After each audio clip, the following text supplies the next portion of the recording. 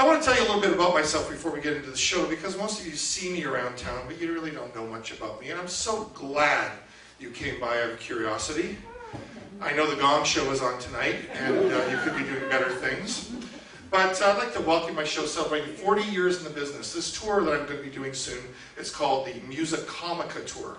And Musicomica is actually a phrase that I actually coined because I had a radio show on CBC. And it basically is the combination of music and comedy. You'll be seeing a lot of that tonight.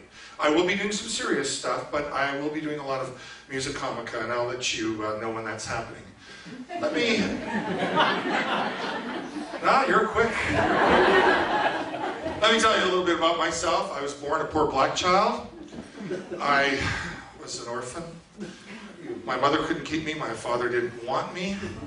I was raised in the Ontario adoption service system.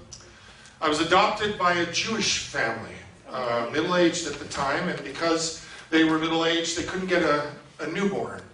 The adoption agency said, well, you'll have to have either an older child, I was 6 at the time, or you'll have to have a minority child, which obviously I was, and or you'll have to have a child with some sort of mental deficiencies. And my father said, I'll take all 3 of the above, and that's what happened. You see, you got the joke before I even said it. I'm going to have to be a lot faster.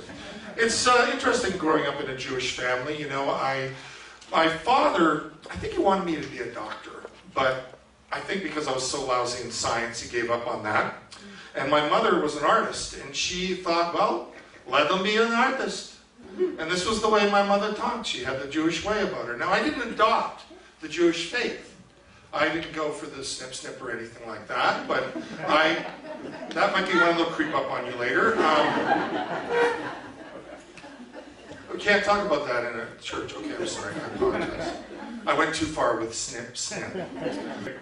In 1980, I recorded a song for Quebec, which actually was a hit. We sold 50,000 copies. It was a song I wrote for Quebec called Do Not Leave Us If You Love Us, or Ne Nous Quitte Pas Si Tu Nous Aimes. I wrote it to try to keep Quebec in the country, of course, and I guess all I can say to that is, you're welcome. Yeah. Are you putting in lines out there? Who is putting in lines into my show? That's great. I just love that when people try to write my show for me. That's incredible. But let me